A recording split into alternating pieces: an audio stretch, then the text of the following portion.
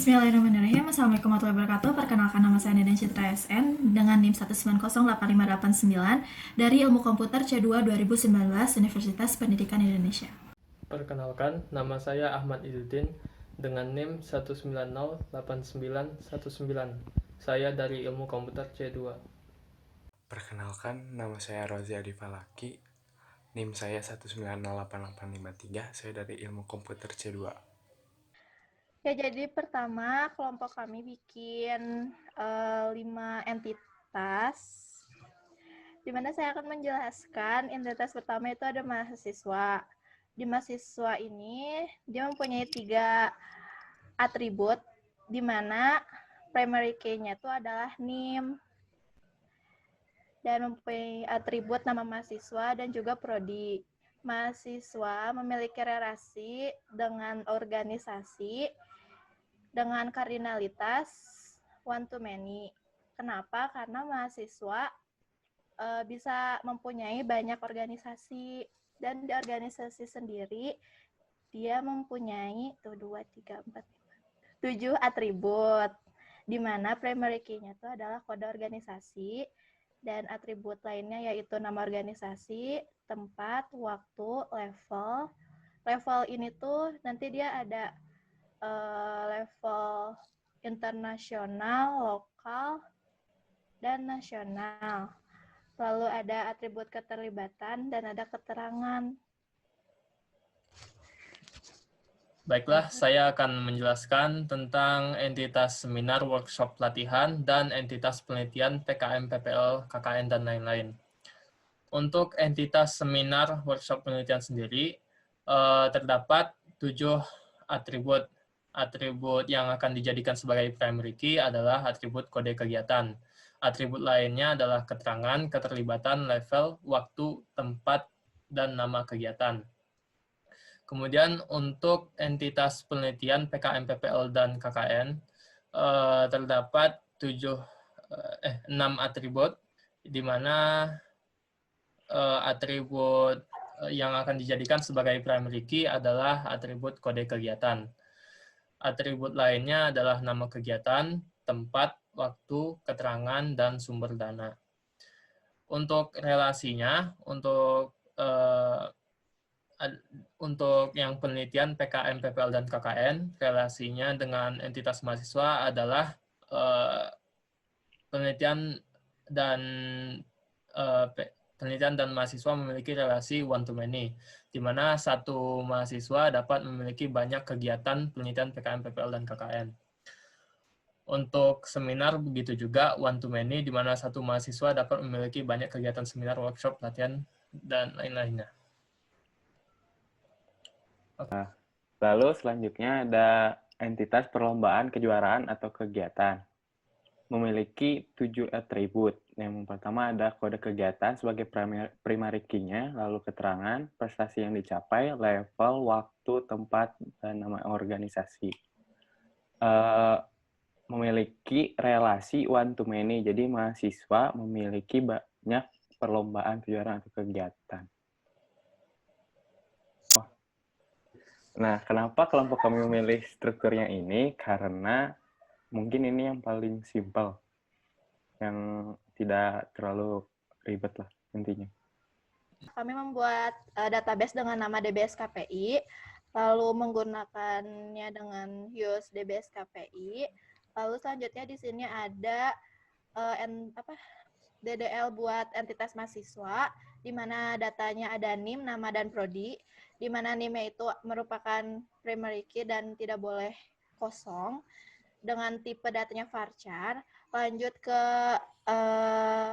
entitas seminar. Di seminar ini ada datanya, ada kode kegiatan, nama kegiatan, tempat, waktu, level, keterlibatan, keterangan, NIM, dengan foreign key-nya NIM dan mahasiswa. Jadi nanti dia kayak punya hubungan gitu sama entitas mahasiswa. Tipe datanya juga bisa dilihat sendiri, ada integer, ada varchar, ada yang waktu itu tipe datanya datetime, yang level kita kasih enum soalnya ada dikasih 3 doang, ada lokal, nasional dan internasional, keterlibatan sama keterangan varchar, dan NIM juga varchar. Lanjut ke penelitian. DDL penelitian di sini sama aja ya kayak sebelumnya, ada kode kegiatannya, primary key, not null, dan auto increment. Maksud dari auto increment itu buat kita mempermudahkan memasukkan datanya.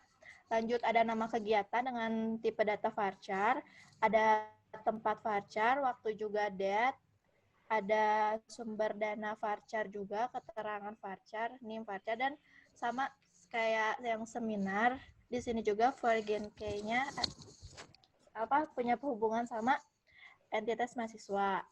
Lanjut ke DDL organisasi. Di DDL organisasi juga sama aja kayak sebelumnya. Bisa dilihat di sini tuh kayak levelnya juga, tipe datanya enum, ada lokal, nasional, internasional, primary key-nya juga kode organisasi, auto increment juga. Lanjut ke DDL perlombaan. Sama ya isi datanya juga, ada kode kegiatan, ada nama organisasi, tempat, waktu, levelnya datanya 6 juga, prestasi yang dicapai dengan jenis data varchar, ada keterangan NIM, dan sama juga kayak sebelum-sebelumnya, nyambung ke entitas mahasiswa.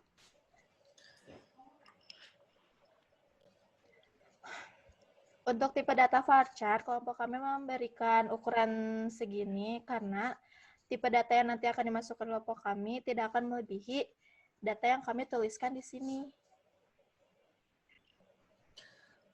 Baiklah, selanjutnya adalah beberapa stored procedure yang telah kami buat untuk mempermudah pada saat query database kami.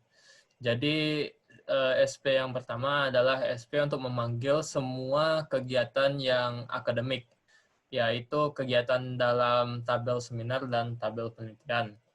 Ini dibuat dengan membuat prosedur dengan mengganti delimiternya dari titik koma menjadi garing 2 kali.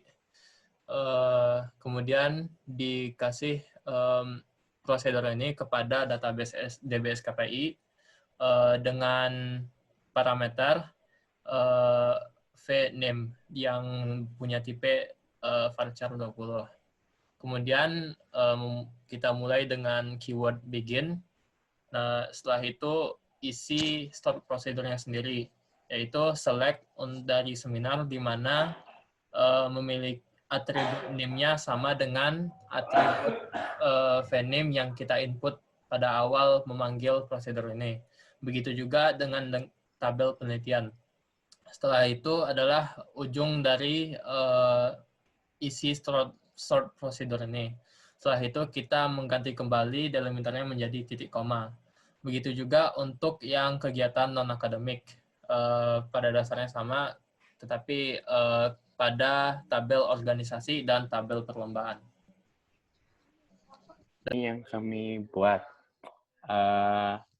Ada mahasiswa, seminar, penelitian, organisasi, dan perlombaan. Nah, berikut data realnya. Sama. Untuk format pemasukan tanggal, yaitu 4 angka pertamanya yaitu tahun, selanjutnya 2 angka selanjutnya yaitu bulan, dan 2 angka terakhir yaitu tanggal. Kalau kami buat, yaitu select from mahasiswa. Query ini digunakan untuk memunculkan nama table dan isi-isinya. Terus query yang kedua ada select from seminar. Kegunaannya sama untuk menampilkan tabel penelitian. Terus query ketiga ada select from penelitian. Kegunaan juga sama untuk memunculkan tabel penelitian. Oke, dilanjut.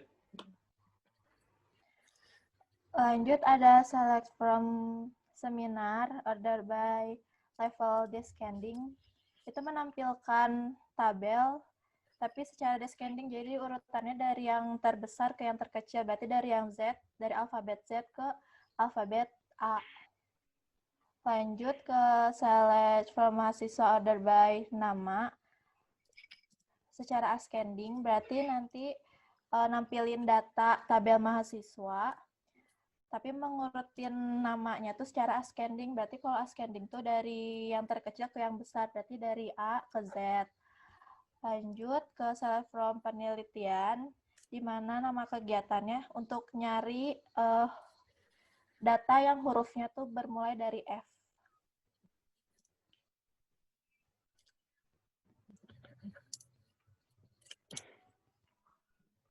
Lanjut.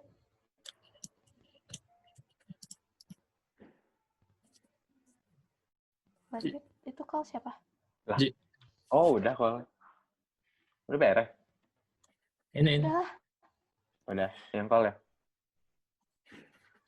Nah, di sini ada query yang baru yang kelompok kami buat. Ada yang namanya call. Digunakan untuk memanggil datanya. Ini kami membuat sesuai dengan NIM-nya. Terus, lanjut. Oh, aku ya. Update. Di sini ada query update, di mana query update ini buat nge-update data. Buat nge-update data record gitu. Di sini ada update di tabel organisasi, ngeset nama tabel yang mau diubahnya. Jadi apa, misalkan sebelumnya kan kalau misalkan ditampilin yang punya kode organisasi 2 itu, nama organisasinya tuh DPMB, dia bakal berubah jadi BEM. Kayak gitu.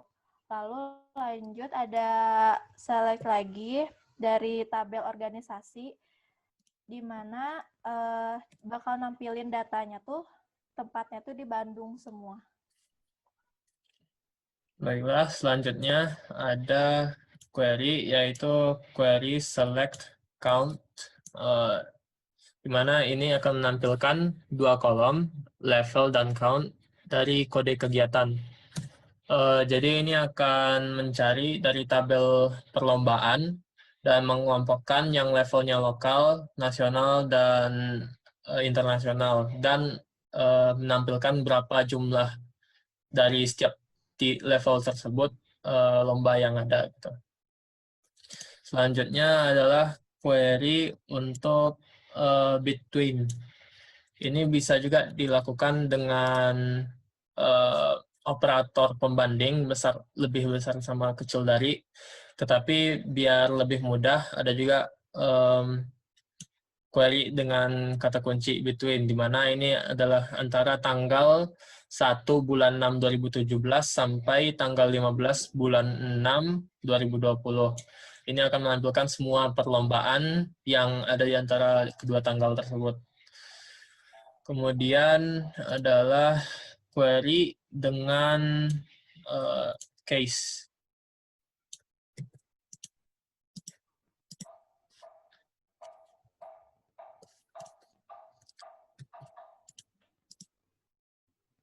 Nah, query yang ini akan ini adalah query kondisional lanjut, di mana ada beberapa kondisi dalam query tersebut. Jadi ini mengambil dari tabel organisasi, dan ketika ketemu organisasi dengan level lokal, dia akan menampilkan organisasi tingkat lokal. Dan jika tingkat levelnya nasional, maka akan menampilkan organisasi tingkat nasional. Begitu juga dengan internasional. Dan ini memiliki 3 kolom, di mana kolom pertama kolom nama organisasi seperti disebutkan di sini, kolom tempat, dan kolom tingkat organisasi.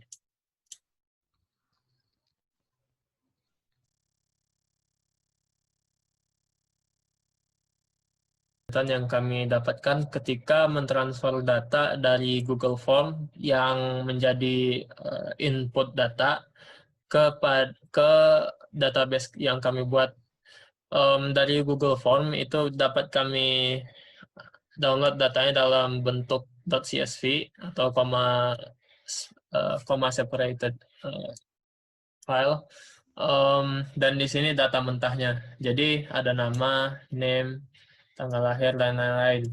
Jadi ini semua karena bentuknya dalam satu baris panjang begini, harus diambil per tabel yang kami buat.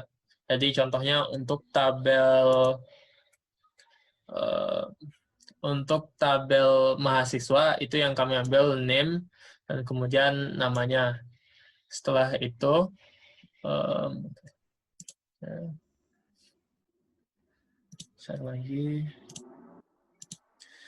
setelah itu kami masukin ke dalam tanda kurung dan menggunakan find and replace untuk mengganti koma menjadi koma dengan tanda kurung kutip 1, koma, spasi, dan kutip 1 lagi. Kemudian menambahkan data yang kurang, misalnya prodi. Kemudian untuk data seperti seminar yang bentuk mentahnya adalah seperti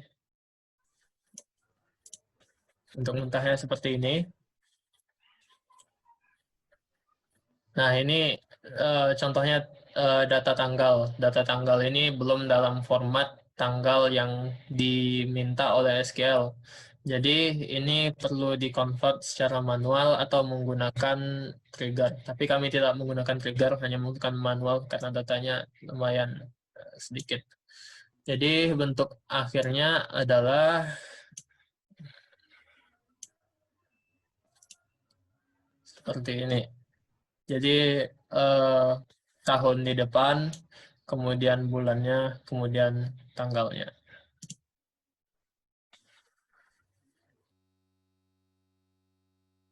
Ada kekurangan. Semoga ilmu yang kami pelajari dapat bermanfaat. Wassalamualaikum Assalamualaikum warahmatullahi wabarakatuh.